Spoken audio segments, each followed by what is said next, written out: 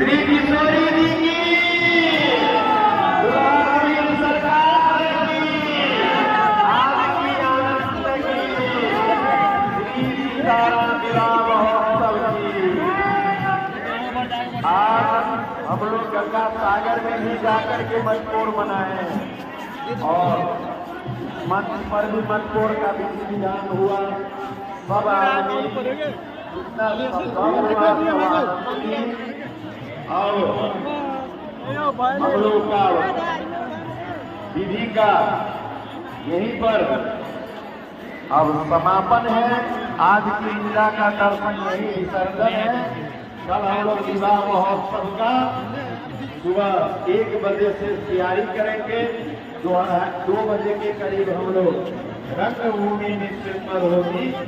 शाम में फिर विवाह महोत्सव का आनंद लेंगे। इस क्षण के साथ फिर हमारे किशोरी दीदी का नाम लेकर आप लोग चलते बनिए। सिया बोल सिया बोल सिया बोल सिया बोल सिया बोल सिया